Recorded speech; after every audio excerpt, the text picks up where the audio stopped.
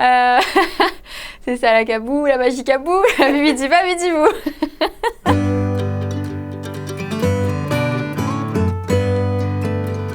Alors bonjour, je m'appelle Marie, j'ai 32 ans, je vis dans le sud, je suis mère de famille et je suis organisatrice de mariage.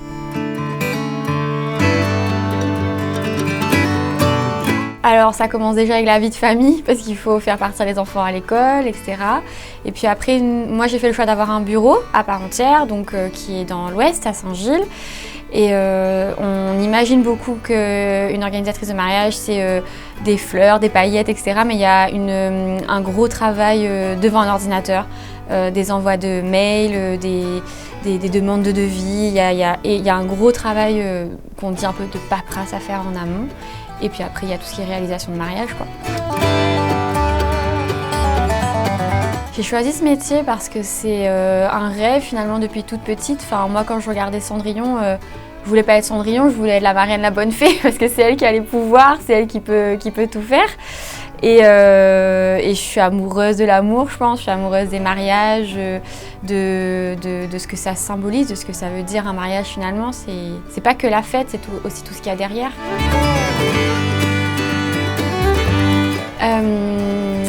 Ce que j'aime dans mon métier, c'est l'échange avec les gens et le fait de raconter une nouvelle histoire à chaque fois. C'est vraiment de découvrir des univers, découvrir des histoires, des parcours différents. Et oui, on dit que tous les mariages sont uniques. Concrètement, à La Réunion, on prend un peu les mêmes ingrédients et on organise ça. Mais en fait, ce qui rend chaque mariage vraiment unique, finalement, c'est les personnes qui se marient. Et ça, c'est une nouvelle découverte à chaque fois. Je pense que c'est vraiment ce que je préfère le plus, quoi.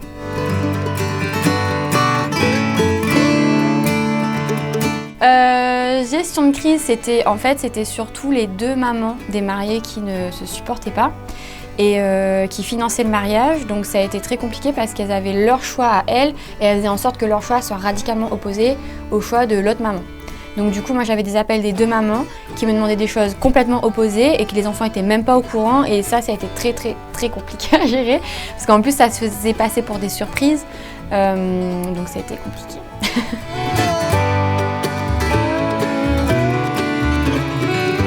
Alors ça fait quasiment 2 ans, voire plus de 2 ans, que moi j'ai décidé de ne plus stresser.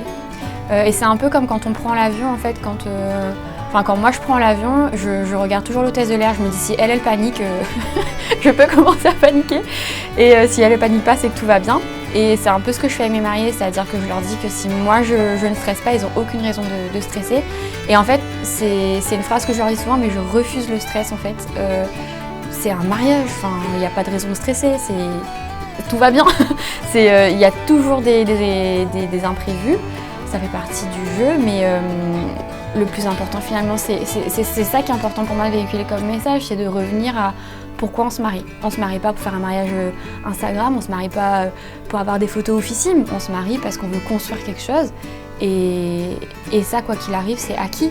Donc moi, c'est juste de sublimer ça en fait. Donc il n'y a pas besoin de stresser parce qu'ils s'aiment de toute façon.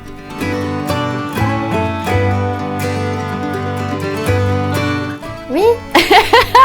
Je suis mariée, c'est une grande aventure. Oui, je suis mariée depuis 8 ans maintenant.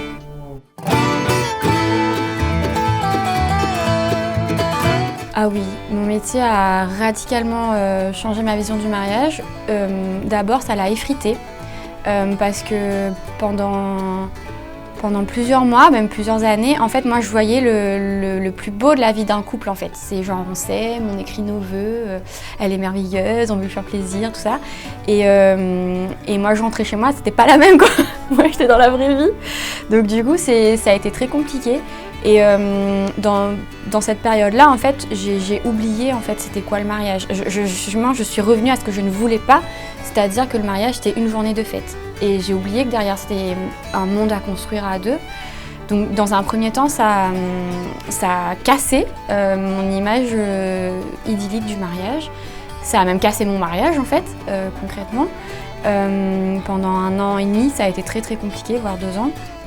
Et puis, je suis revenue à la base, en fait, quand on perd tout, finalement, et qu'on se retrouve face à des mariés qui ont quand même besoin de rêver, qui ont quand même besoin de croire en leur mariage, du coup je me disais ok, je vends un truc auquel je crois pas, donc est-ce que je suis vraiment légitime à cette place-là?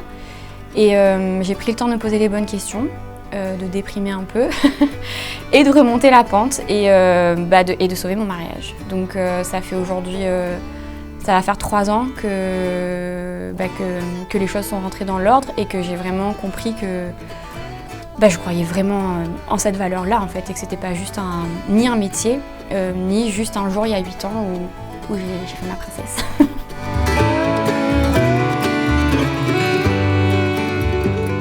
Ah oui, oui, Disney nous ment. Mais c'est vrai que ça m'a vachement influencée. Je suis très très Disney, moi. Je connais tout par cœur, toutes les chansons. Je suis à fond Disney et je rêve de ce prince en fait qui me connaît par cœur, qui me devine, qui arrive pour me sauver de n'importe quelle situation.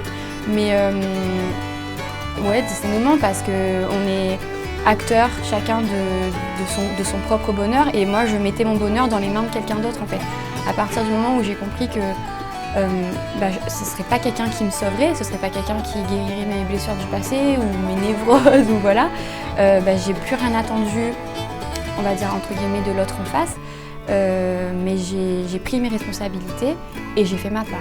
Donc ouais, Disney-moi un peu.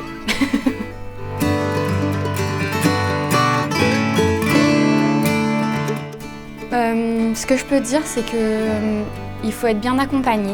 Donc le pas cher coûte toujours trop cher.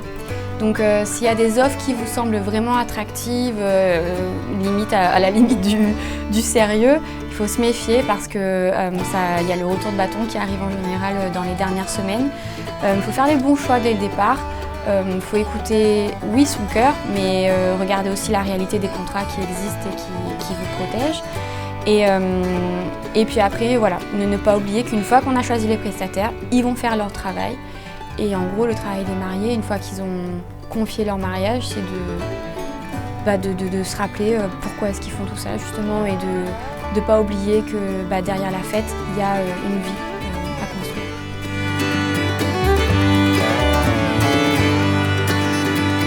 Si je devais résumer un petit peu tout ce parcours, ce petit parcours finalement, parce que ça fait que 6 ans que je fais ce métier, c'est que déjà ce métier m'a changé en profondeur.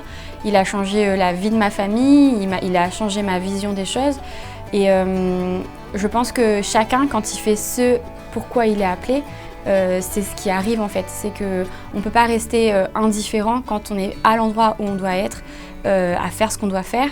Et si jamais la vie paraît triste ou monotone, c'est simplement que je pense qu'on n'a pas compris un message et qu'il faut chercher et jamais se contenter de ce qu'on a à l'instant T si ça ne nous convient pas, en tout cas. Merci de m'avoir écouté, je vous embrasse, à bientôt.